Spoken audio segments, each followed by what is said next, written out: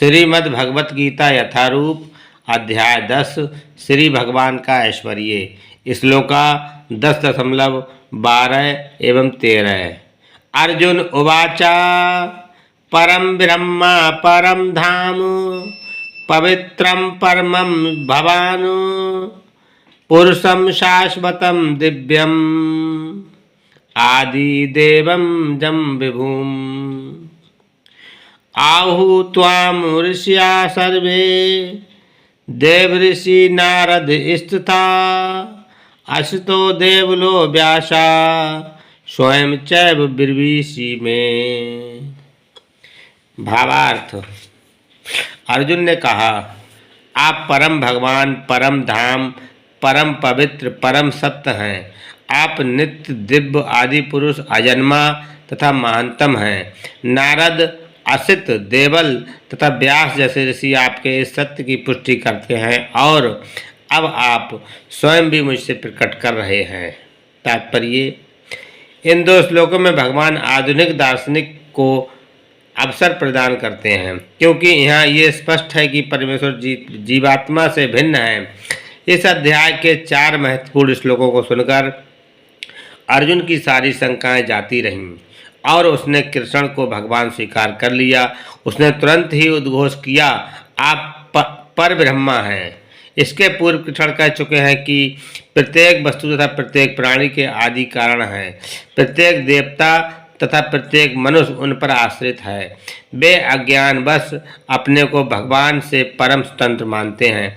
ऐसा अज्ञान भक्ति करने से पूरी तरह मिट जाता है। भगवान ने पिछले श्लोक में इसकी सारी व्याख्या की है। अब भगवत कृपा से अर्जुन उन्हें परम सत्य रूप में स्वीकार कर रहा है, जो वैदिक आदेशों के सर्वथा अनुरूप है। ऐसा नहीं कि परम सखा होने के कारण अर्जुन कृष्ण की चाटुकारी करते हुए उन्हें परम सत्य भगवान कह रहा है। इन 2 श्लोकों में अर्जुन भी कहता है, उसकी पुष्टि वैदिक सत्य द्वारा होती है। वैदिक आदेश इसकी पुष्टि करते हैं कि जो कोई परमेश्वर की भक्ति करता है वही उन्हें समझ सकता है, अन्य कोई नहीं। इन श्लोकों में अर्जुन द्वारा कहे शब्द वैदिक आदेशों द्वारा पुष्ट होते हैं। केन उपनिषद में कहा गया है कि पर ब्रह्मा प्रत्येक वस्तु के आश्रय हैं और कृष्ण पहले ही कह चुके हैं कि सारी वस्तुएं उन्हीं पर आश्रित हैं। मुंडक उपनिषद में पुष्टि की गई है कि जिन परमेश्वर पर सब कुछ आश्रित है उन्हें उनके चिंतन में रत रहकर ही प्राप्त किया जा सकता है।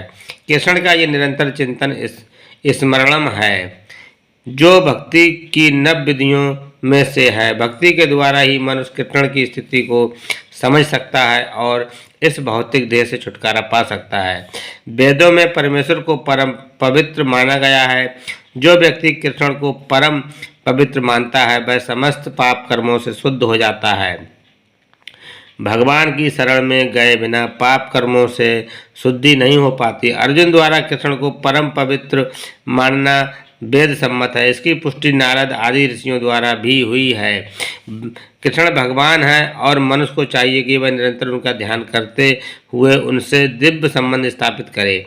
वे परम अस्तित्व हैं। वे समस्त शारीरिक आवश्यकताओं तथा जन्म मरण से मुक्त हैं। इसकी पुष्टि अर्जुन ही नहीं अपितु सारे वेद पुराण तथा इतिहास ग्रंथ करते हैं। सारे वैदिक साहित्य में कृष्ण को ऐसा वर्णन मिलता है और भगवान स्वयं भी 4थे अध्याय में कहते हैं, यद्यपि मैं अजन्मा हूँ किंतु धर्म की स्थापना के लिए इस पृथ्वी पर प्रकट होता हूँ।